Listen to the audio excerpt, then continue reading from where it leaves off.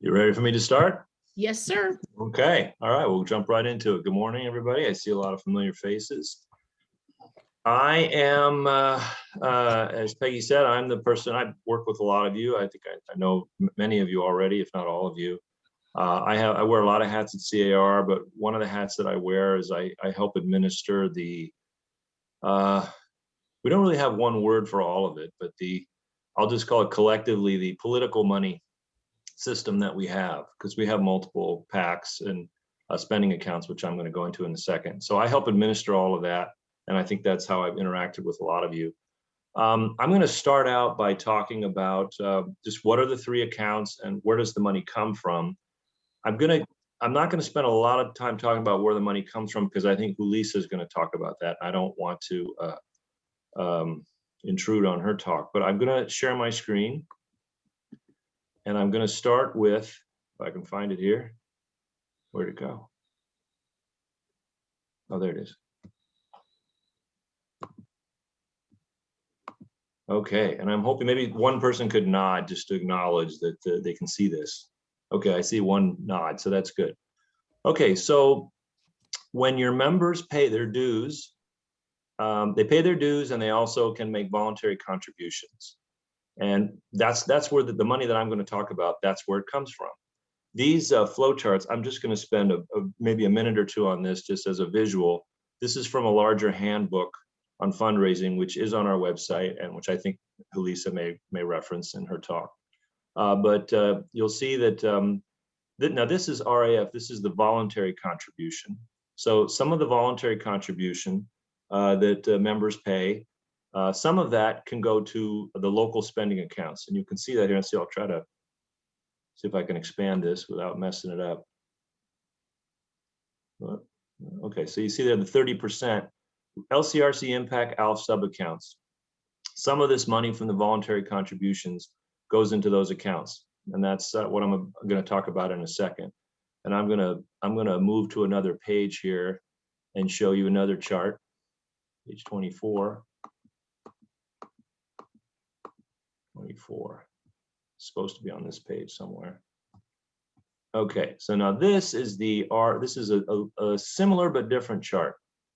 Now you'll see, I'll shrink this down a little bit. Okay, the voluntary over here where it says voluntary, that's kind of a repeat of the chart I was just showing you. The 30% of some of the voluntary contribution goes to your local spending accounts. Over here, and I think this is outdated actually. This probably needs to be updated. It should say, if I'm not mistaken, it should say $69 because we have recently went through what we call a simplification process. And I think, I don't want to put Julissa on the spot, but I think she may talk about that a little bit too. And if not, I can go into that. But suffice it to say, there's a portion of the members' dues, used to be 49, now it's 69, which we call the Realtor Action Assessment. And a portion of that goes in, again, here it is, again, is what we call the local portion, LCRC, IMPAC, and ALF, okay? And how much of this and how much of this goes into this and this also depends on the fundraising. And that's what this chart talks about. And there's different levels of fundraising, and depending on what your level of fundraising, you get a little bit more or a little bit less of this money here. Okay, so that's all I'm going to spend talking about that. That's just a very quick synopsis of where the money comes from. Now, if I can figure out the screen share, let me see how I do this. I want to talk to you about something else. Oops, okay. I'm going to share again, and I'm going to go to the website, which is right here. So now we have a very sort of a basic idea of where that money comes from. It's a portion of the dues and a portion of the fundraising. That money goes into the local spending accounts. What are those local spending accounts? It's CREPAC, LCRC, IMPAC, and ALF. And allow me to explain. I'm gonna click on this. Oh, now I have to log in. Oh, never mind. Let me do it this way.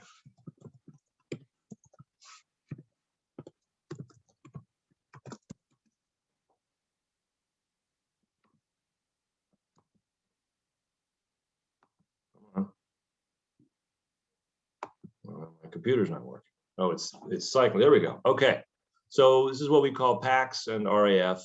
This is all on our website in the section that we call political advocacy.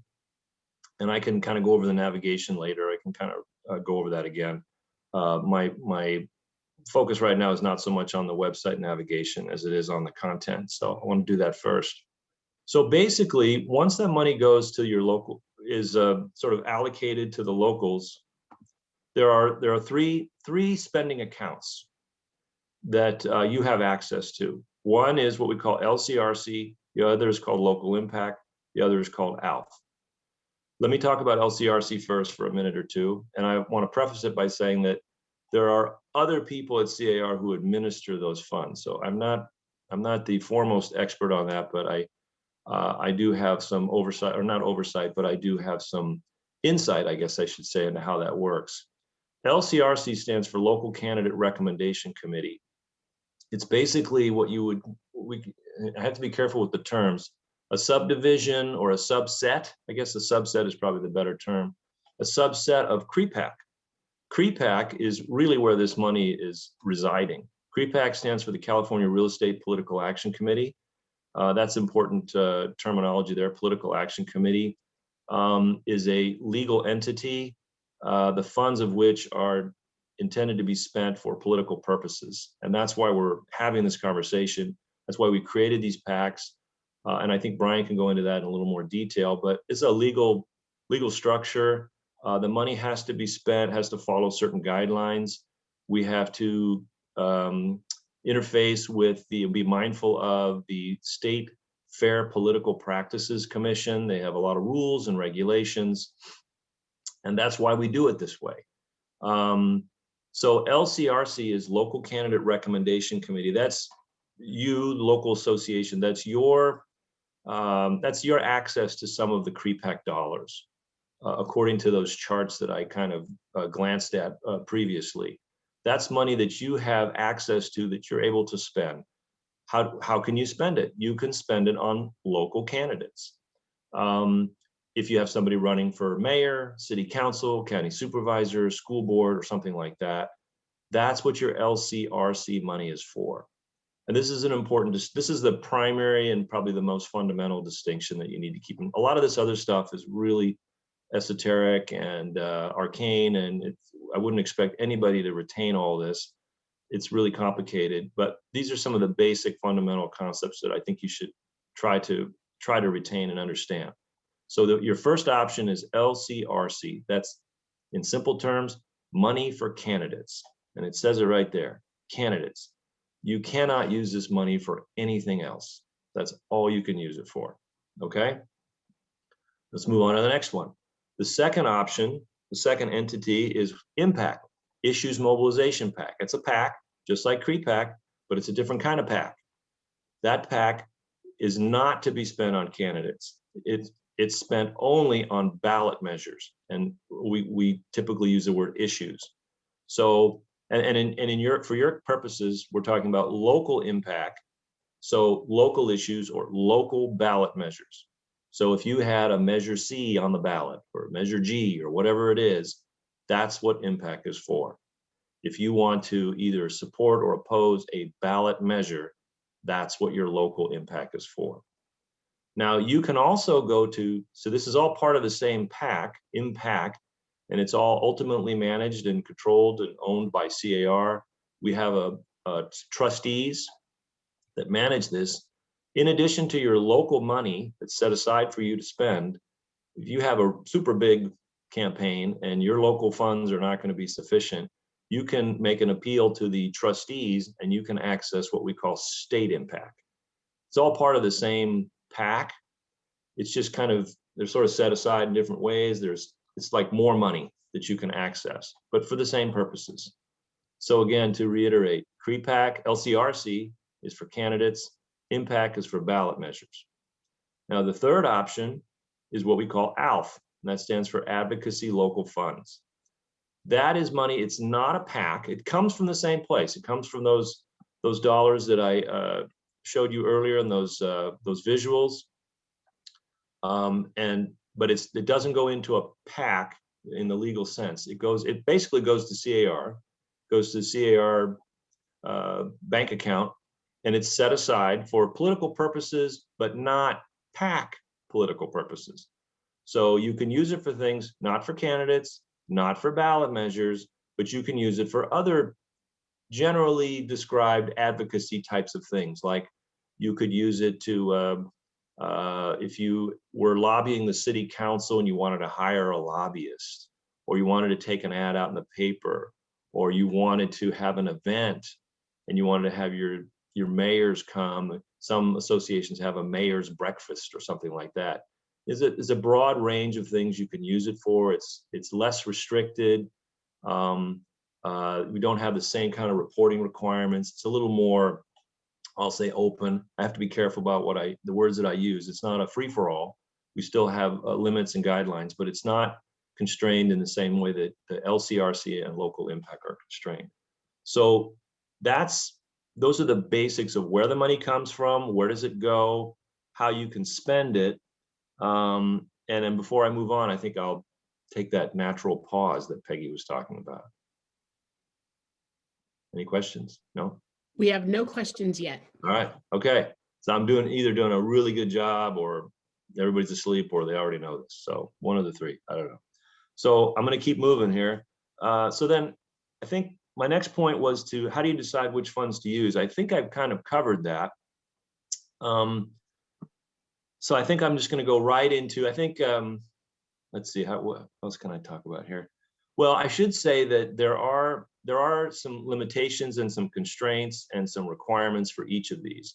We do require paperwork for each of these, and I'll get into that in a second, but I think I just kind of want to talk about it in general terms first. There's a form for each. There's a separate form. So if you wanted to use LCRC funds, there's a form you fill out, and likewise for local impact and ALF, they each have their own form. And we're just asking you for, the name of your association, how much money you want to spend, what are you using it for, what's the date, that sort of thing. It's just a kind of a formality. We also require, depending on which of the three you're requesting, we require some additional paperwork. We like to see minutes from your association showing that it's been approved. So we don't want this to just be one person, maybe you or your GAD or your president saying, hey, let's spend this money. We want there to be consensus that it's been discussed and deliberated. So we require minutes. There are certain requirements for the LCRC, certain detailed information that they need, like the name of the candidate and the name of the committee and a mailing address and some things like that.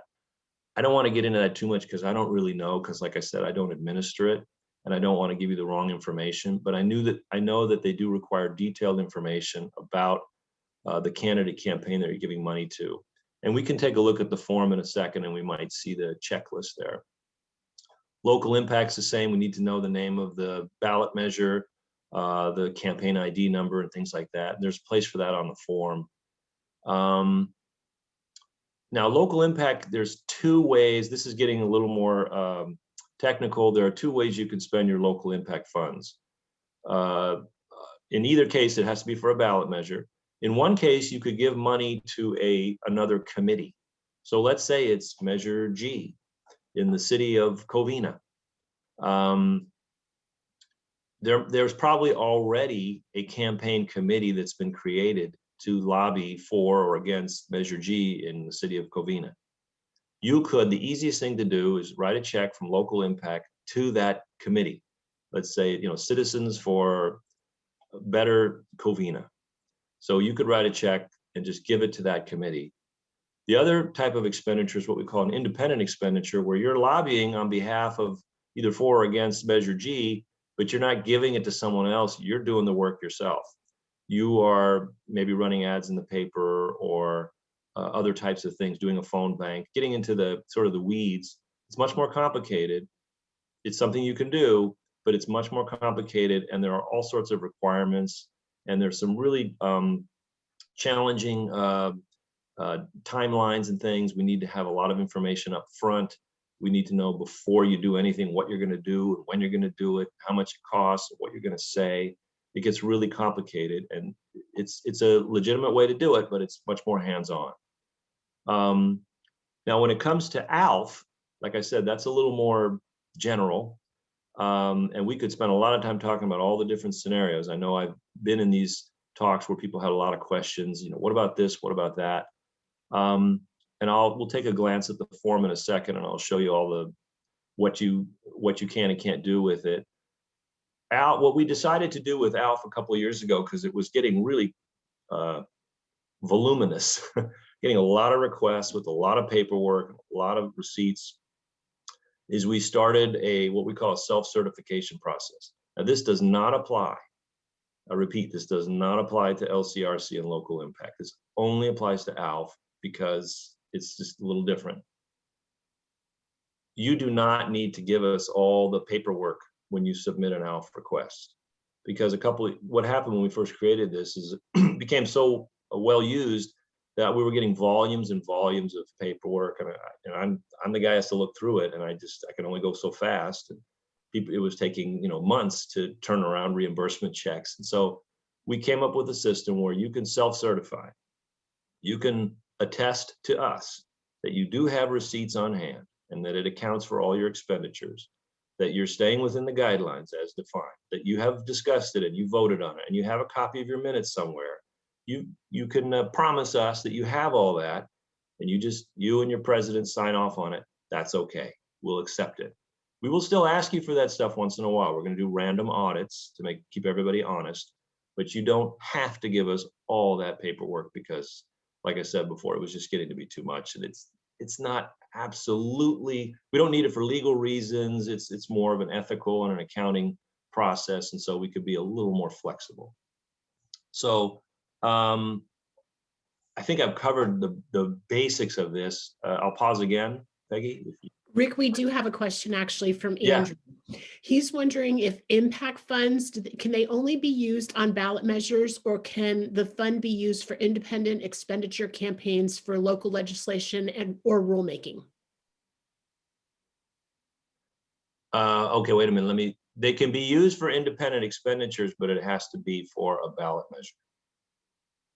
So if you're not lobbying or advocating on a ballot measure, you're just advocating. If I heard the question right, if you're advocating, say it's a council decision, council ordinance, you could use your ALF for that. You don't have to use impact for that. You only use impact for ballot measures. So you can use impact for independent expenditures, but you would not use impact for something that is for an independent expenditure that is not a ballot measure. Did I answer the question? You did. He said thank you. Yeah. And we could talk about that in more detail if you want, but anyway, so, okay, any other questions, or is that it? That's the only one for now. You're covering it. Okay, let's see. There was one other thing I wanted to talk about. Let me go ahead and start clicking on some of these links real fast. So let's click on this one here, and each one of these goes to a separate page with more information and more links. So this is LCRC. Okay, so this is your PAC LCRC page. This is all kinds of stuff that you need to do. There's a cooperative agreement that we require at the beginning of every year before you can start accessing these funds. That only applies to the LCRC. There's one other thing I want to talk about while it's here. Where is it? Oh, there it is, the allocation form. So at the beginning, I showed you those slides, those graphics about where the money comes from. And as I explained, some of the money that from fundraising and from dues goes to political spending. Some of it goes to local associations.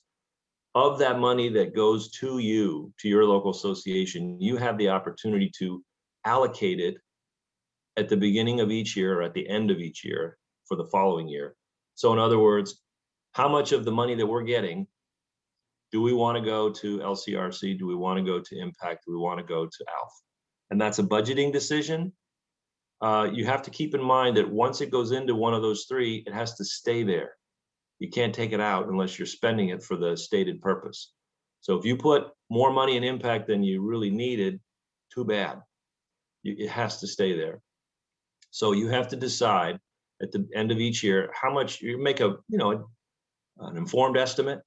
next year, or if you've got a lot of candidate elections and you're going to weigh in on those elections and your LCRC balance is kind of low, you should allocate a significant amount of your LCR money, or excuse me, you should allocate a significant amount of your money to LCRC. Conversely, if you're not going to have a lot of candidate elections, or you're not going to weigh in, even if there are a lot of elections, maybe you don't need to put your money in LCRC next year. You wait for the following year, put your money in ALF or put it in IMPAC, whatever you think the needs might be. You can do 30, 30, 30. You can do 50, 25, 25, or you can do it however you want. But we give you the opportunity to allocate it at the end of each year for the following year. And once you do that, it sticks for the year.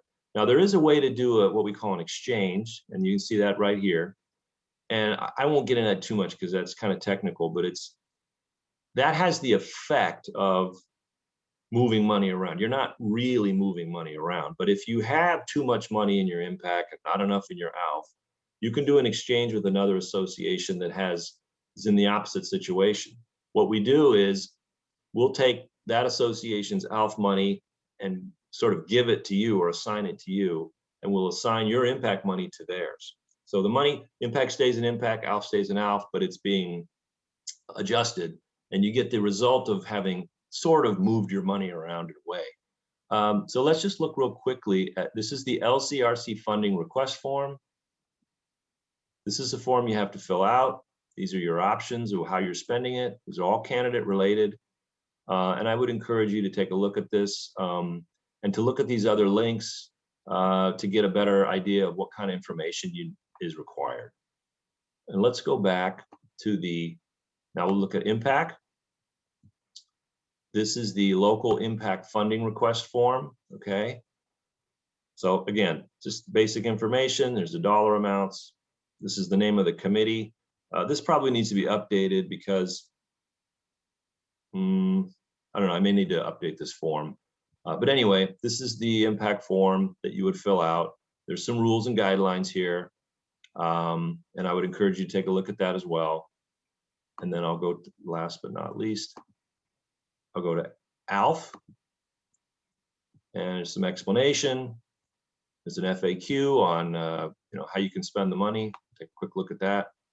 Some basic questions. Now, ALF, there are so many different scenarios. I could spend 2 hours talking, well, you can use it for this, you can use it for that, but you can't do this. You can do it this way.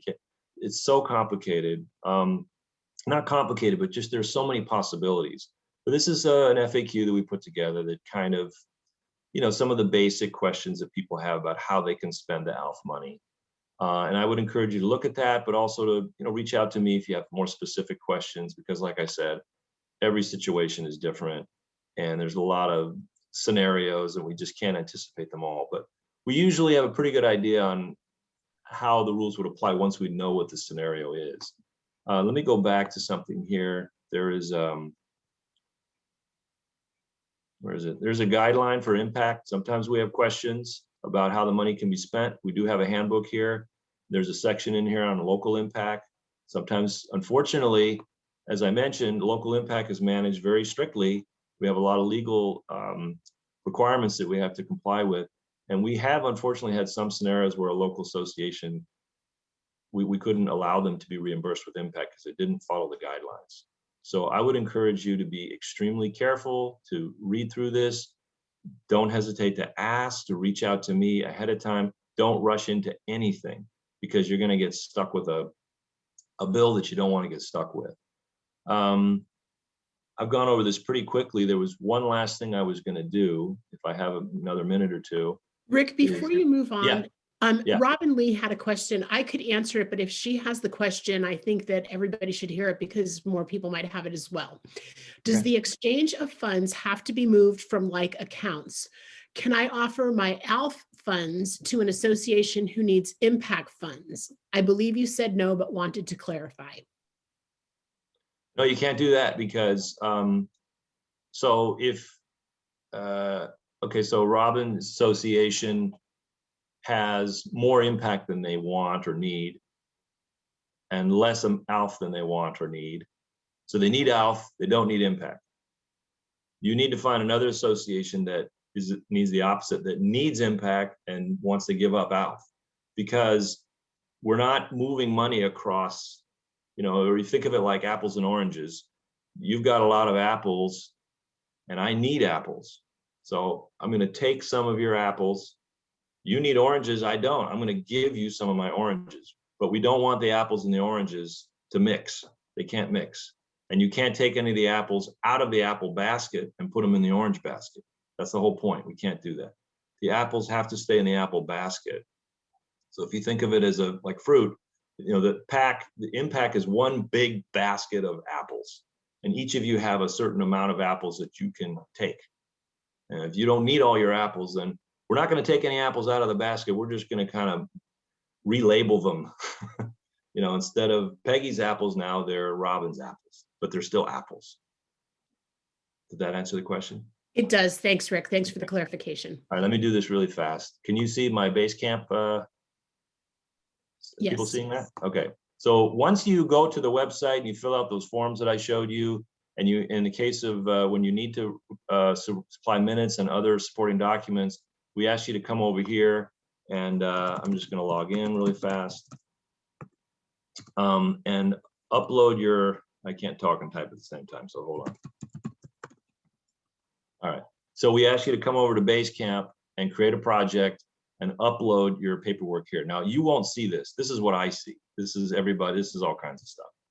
You're going to see, you're not going to see all this, but you're going to come over here. You're going to create a new project, or you're going to go to a template. We've created templates for everybody. You can use a template. So if you're the Big Bear Association, you click on Big Bear, and it's going to ask you to start a new project. I don't want to do that right now because that's going to confuse people, but you will start a project.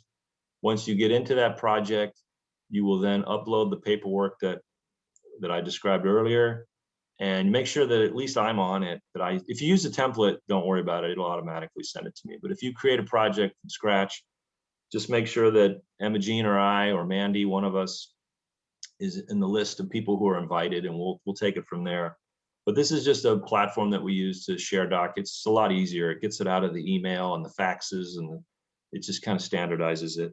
And I should say, just because I'm kind of excited about this, I'm looking very seriously about getting away from Basecamp. We're not going to use this probably much longer. As much as I like Basecamp, I'm going to want to try to find a platform. I've got my eyes on something where you can just go to the website and fill out that form. Where is it? Like, you could go to the form here, and instead of filling this out, printing it, downloading it, emailing it to your president, having them sign it, and having them send it back to you, then going to Basecamp and doing all that, you'd fill this out, and then there'll be a button at the bottom that says submit. Boom. You submit it, and it'll go right into the process, and it'll automatically send to who needs to look at it and so forth. And you'll have a dashboard where you can go and see how many forms you've submitted. So it'll be Basecamp, but better. So we're working on that. That's it. I went really fast. I hope I didn't go too fast or too slow, but I'm happy to take any more questions. We don't have any more questions in here for right now, Rick, but if you're able to hang on and stick with us in case questions come up later, that would be awesome. Yeah, I'll stick around. Sure. Thanks. Yeah, and feel free to reach out. What I really want to emphasize, there are some people who don't be afraid to bother me, people who will email me every time they want to submit something. Is this okay? Is this okay? That's fine. I would much rather you do that than send it to me and then find out later, no, that's not going to work. Rick, we do have one more question from Ginger, and she put, I would like to know what product he is describing. I can't tell you. Okay. We're looking at options.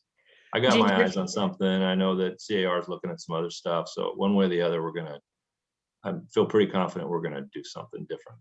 Because I just think Basecamp's okay, but I've always wanted to do something better, something that's, I'm sure you have experiences with other forms and online platforms.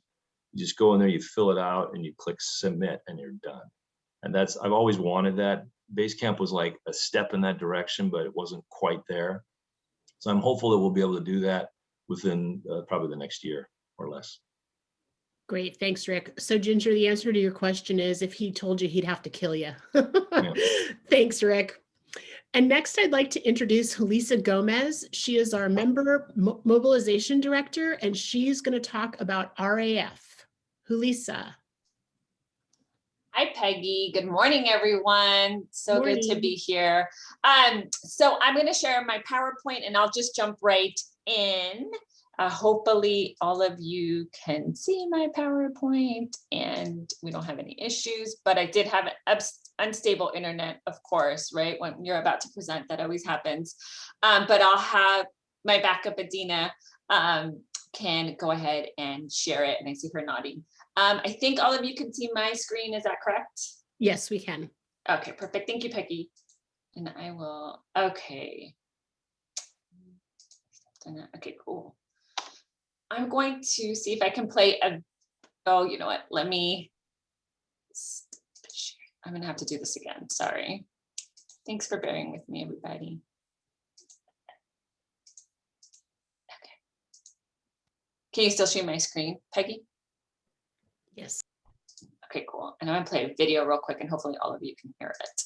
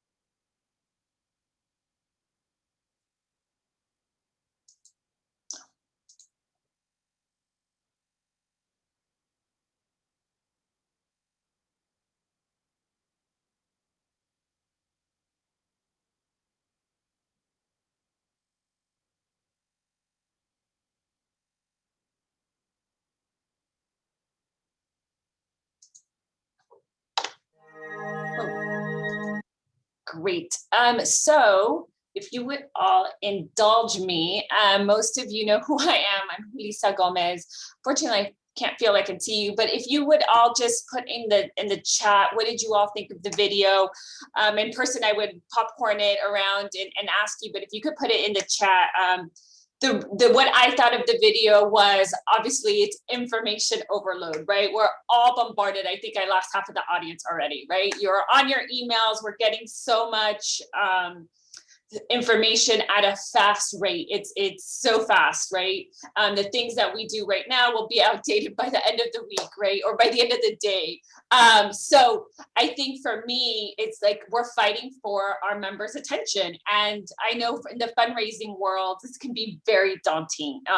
Like, how do you really connect with the members? And as much as I like those stats, right? And they were very intriguing for those of you who are paying attention. I think it's really important that we invoke emotions through a storytelling or through attention grabbing so that we could really get our members to take action, right? What is really going to get folks to take political action? It's going to be that story. It's going to be that emotion that you feel, like, of why I feel compelled to go vote, why I feel to make a call to my legislator, why I feel compelled to give $20 to this organization or this PAC. And so that's really what I'm going to be trying to talk today about, like developing a culture of fundraising. And then I'll go into some details about the legalities and what forms are out there and things of that nature, but that's kind of what I'll be navigating through today. So why is it important? I think most of you, I have worked with all of the AEs and GADs at some point at this point of my tenure here at C.A.R. for 7 years. And I know most of us, it's like, oh, I don't want to do fundraising, I heard, or it's just, I don't get it. Our members already do it through online, through our dues billing. Why do I have to do this? And I know there's a lot of core standards and RPAC, but it can be fun. I do think it can be something that we can really get our members behind and really engaged in storytelling and in attention grabbing headlines. And I'll talk a little bit about that as we go through it, but it just, I challenge you to see this not as just something that's another function of your job, but really as a way of compelling members and really looking at ways that we can be creative and at grabbing members' attention, right? So I really am going to focus about building a fundraising culture amongst your local association. So ensuring that everybody on staff can articulate a case of why they contribute to REF or why it's important. I can't emphasize this enough. I hear a lot of times, you know, from folks saying, members calling us, and why do I have to give? And I know that everybody on our team has a 30-second spiel as to why they give. And as part of that 30-second spiel, they talk about one of the threats that they've seen working at C.A.R. and how it's changed by giving through REF, right? So I challenge you to do the same, you know, see if your staff could do a 30-second spiel that when they call during dues billing time that they feel really can articulate as why it's important to give. And as far as our members, I think it's so important to train, right? We cannot consistently retrain over again. We have a 30-second speech that we ask, or elevator speech that we created. And those, I'll talk about materials as we go through the presentation, but that's something that, you know, train all of the members on all of the political committees, right? On your ledge committee, LGR committees, or if you have an RAF committee, being sure to be able to articulate that is super important, and making sure that everybody feels it's everybody's goal, not just like the RAF teams, but everybody, and feeling ways that we can get everybody involved in raising our participation is super important. And, you know, some things are not going to work. I think I always tell this to the RAF committee leadership every year. I was like, we're going to test some things and we might fail, and we're going to repeat it and we're going to adjust, but we just need to be trying. And one of the main reasons we need to be changing tactics, changing ways that we fundraise continuously is because of the fact that our members' attention, and things are changing very rapidly, as I pointed to the video. So I try to be as nimble as possible. And I know Brian's like on this and he's going to speak after me, goes, but not too far, right? We still have to stay within the legal lines. And yes, and we've created a lot of checks and to ensure that we're all within the legal constraints. And I'll talk about applications and ways that we can help you to make sure that you stay within the legal bounds of raising funds for RAF. But focus your message on a local issue, something that you are working on. So think of things that really resonate. I know Rick Laezman talked about local impact and what you're doing with that. And I can't stress that enough, and how you then bring it back to the members, right? If you had a local impact event or local impact campaign in which you're very proud of, right? Like, how do we circle back that with RAF right away, where you have a captive audience and say like, oh, right now is a good time to contribute to RAF, right? So being sure that we follow up and being consistent in tying all those for the members as well is super important.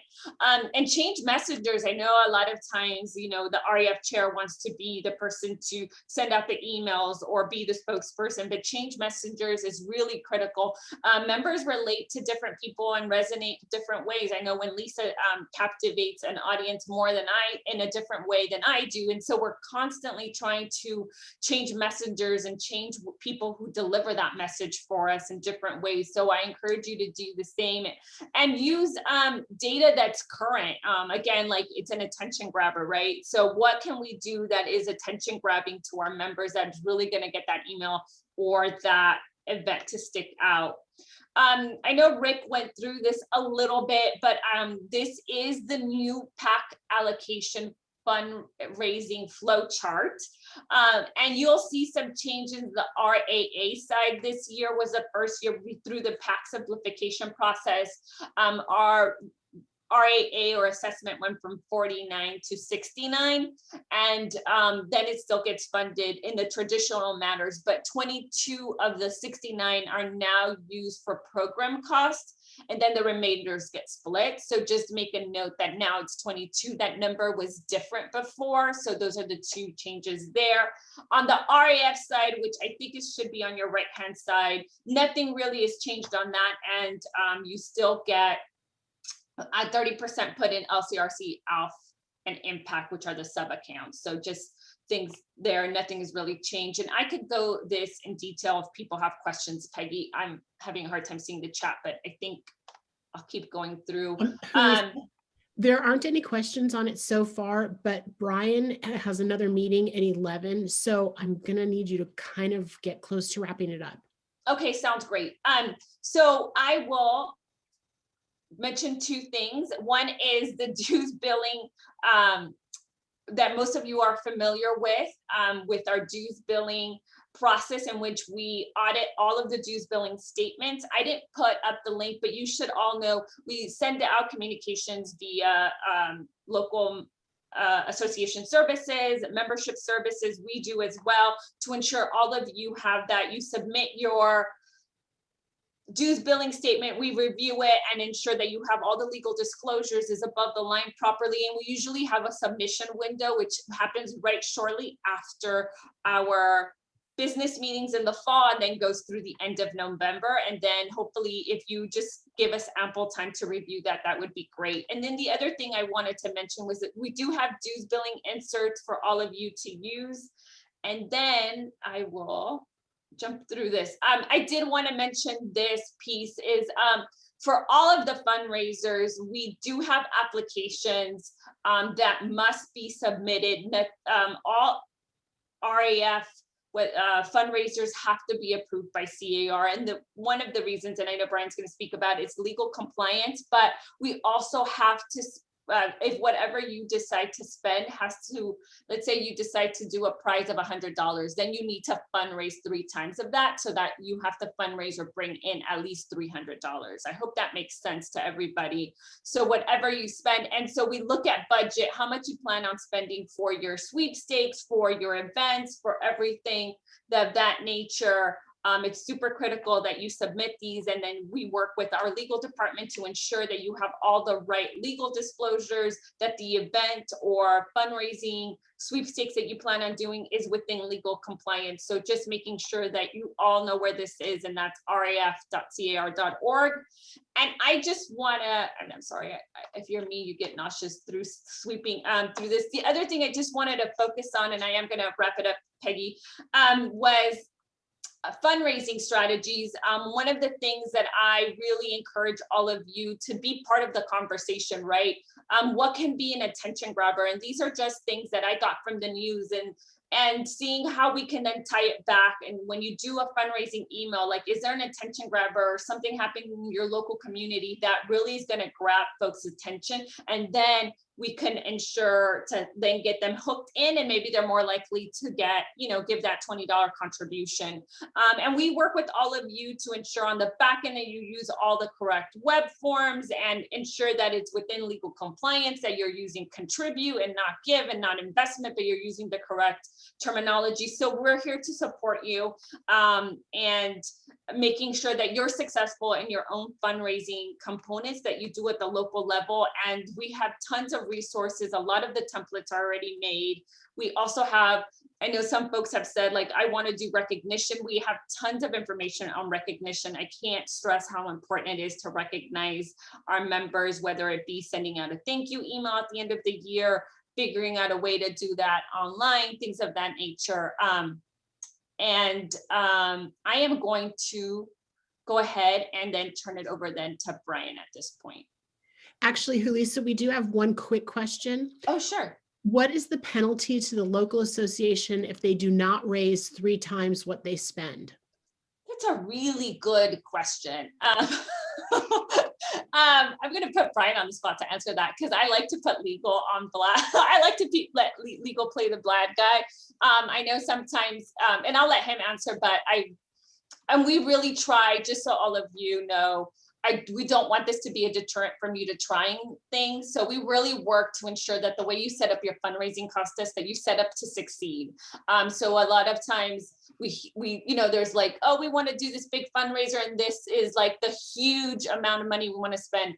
And we work, our team, Lisa and myself, work really hard to ensure that we scale it back. Maybe if this is your first time doing it, like, we adjust, and we want to see you all succeed. So I would say that even before you get to a penalty, we worked with all of you to even ensure that hopefully you don't get to that point. So that would be my answer, but I know you all want like the legal answer. So I'm gonna let Brian with that, take it away.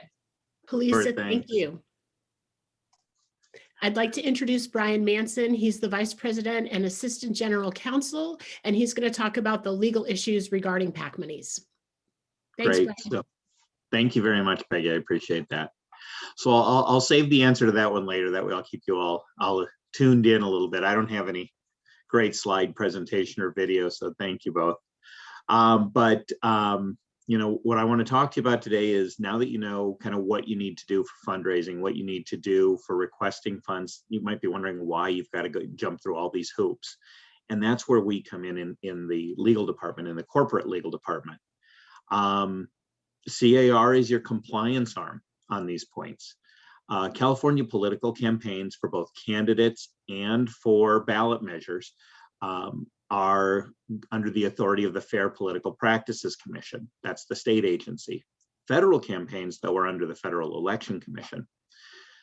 Both levels have their own laws, rules, and regulations, and they can be different between the two. And so we've got to comply with all of them on fundraising, because our fundraising dollars are split between both state and federal PACs.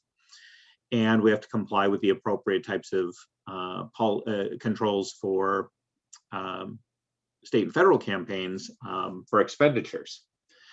And there's a whole lot of details, and I've been working with C.A.R. on these for 8 years, and we regularly go to our outside counsel on these issues, because they're very complex, and they're very nuanced, and they're very interpretive, yeah, I can't say the word, and fact-driven. So we deal with those issues for the vast majority of it so that you don't have to. So we don't have 100 associations all trying to comply.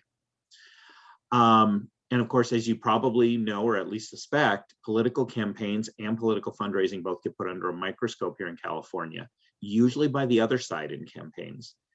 If your association is for a particular candidate, the against side is going to look at everything that the PACs do and spend to support the candidate. The other candidate's going to check all the filings that the PAC makes. If you're against an issue on a ballot measure or some issue before your local government, the for side's going to review reports for discrepancies. If you or C.A.R. are doing independent campaigns aren't allowed to coordinate with the candidate. So the other side is looking, and this is where we get a lot of complaints, the other side is looking for anything that might get them some press suggesting that there was coordination with the other campaign. All of these issues can trigger an audit or review or an inquiry by the FPPC. We don't deal with it so much on the federal side. NAR's the most active there. But the FPPC has to respond to any complaints, even those that are completely baseless. And the FPPC and the FEC both look at our compliance and fundraising as well, making sure that each PAC funds the appropriate portion of the expenses for the money raised, and that all expenses for the money raised were actually funded from the PACs if that's required.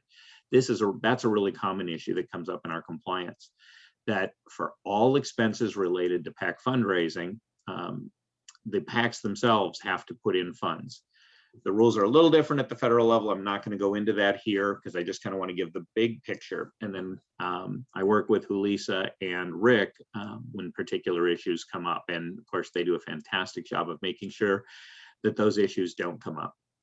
But bottom line is we do our very best to keep all the PACs compliance. And we've done a really good job in the past. And it's because your associations do a great job of working with us to identify and resolve issues before they're issues and to just follow the rules.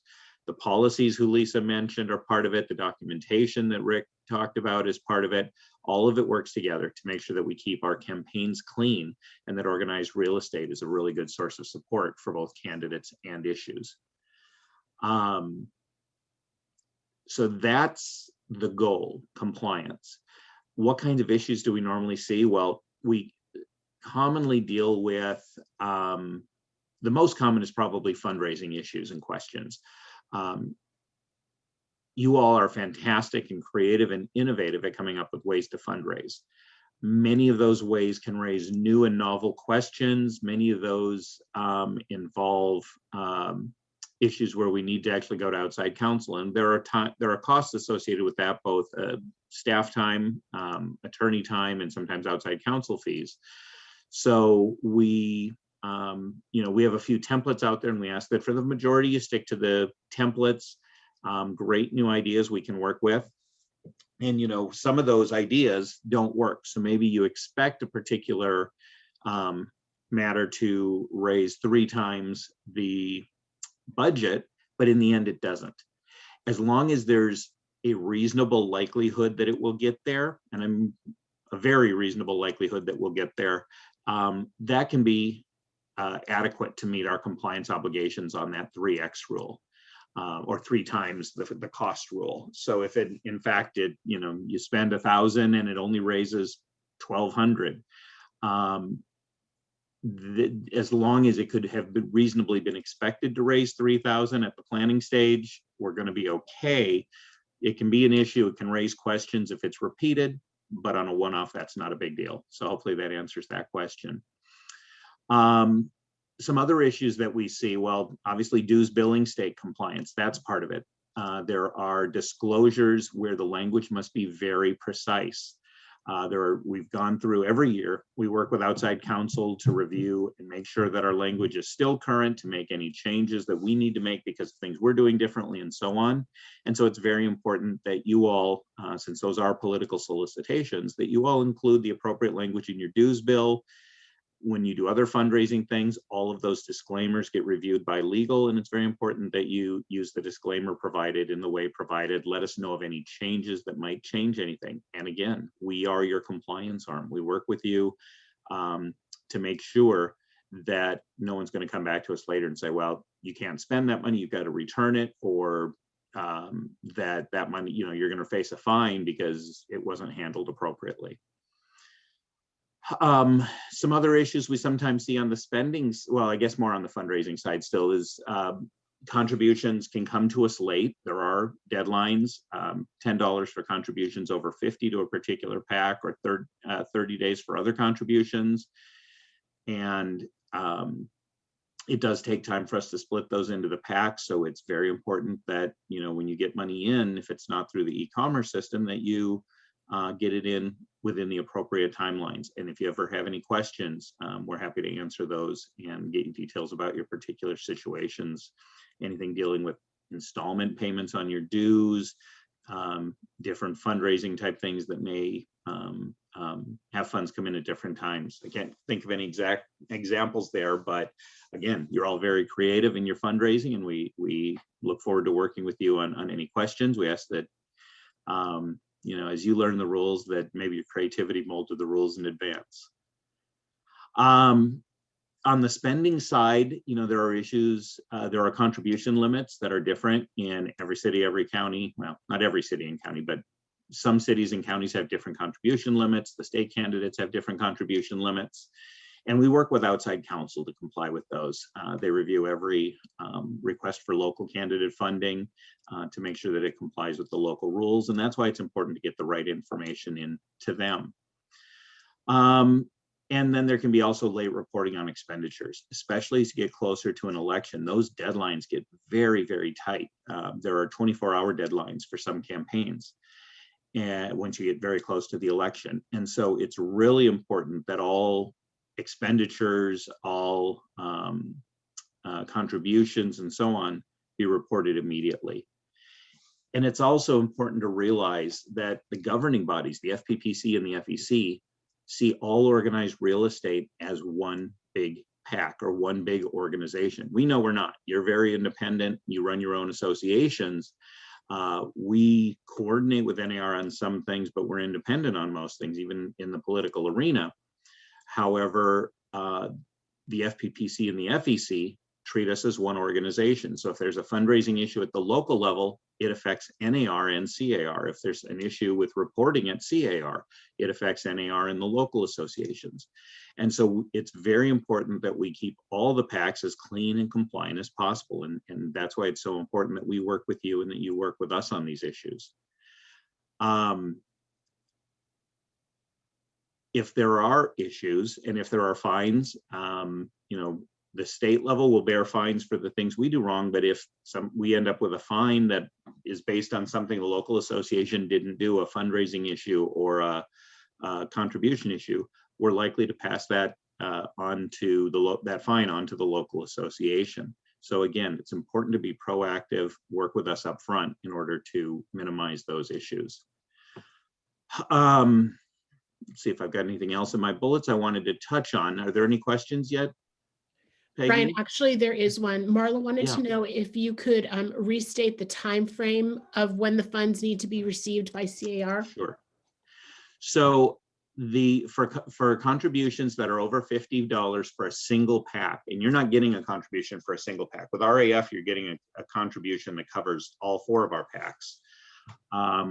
And so that makes it a little more challenging. But for that, the deadline is 10 days, and then we've got a little bit to handle allocation.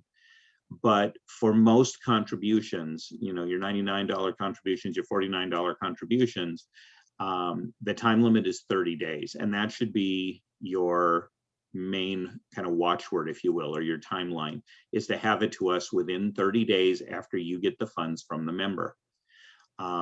Again, with e-commerce, a lot of that is handled automatically, and we're still fixing some wrinkles in that system, but for the most part, a lot of that is handled automatically. But if you have a fundraising event and a member gives you a check, we have to have those funds within 30 days, and preferably sooner, after it leaves the member's hands. Great, thank you. Yeah. Anything else, or do you need to go? I know we're over your time limit, and I'm sorry. I do. I shot them a note that I'd be a couple minutes late, but I just, want you to know that most issues are fixable. Those that aren't fixable, there may be a fine or some other things, but it's really important that we have great lines of communication between you and Julissa, you and Rick, you and legal, to deal with some of these issues.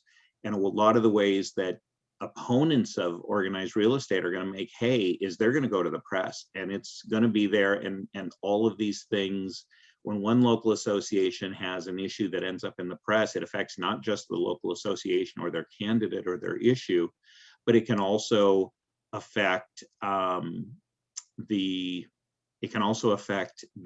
other associations in the area by kind of making, we've seen the terms big real estate, or those Los Angeles real estate people are trying to interfere in our local campaign and things like that.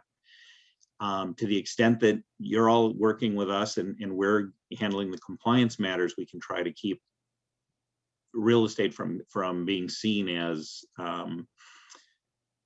somebody who flouts the rules, because we don't. We do our very best to be compliant in all cases and to deal with things correctly when we don't. So, bottom line, follow the procedures Julissa and Rick outlined, ask questions if you have questions, and we will get you the answers, and that will help us all to support those who support real estate in California. Brian, I can't thank you enough. We don't have any more questions. You were super thorough, and I thought that the legal part might be boring, but we kept just about everybody on through that. So great job. Great job. And thank you to everybody for attending. Thank you, Julissa and Rick, as well. Everybody who registered for this meeting will get a follow-up email, and it will have slide decks and any of the other materials that are available, as well as the link to the movie or the little video, and also any links to CAR.org that people mentioned as well. So everybody, thank you for attending.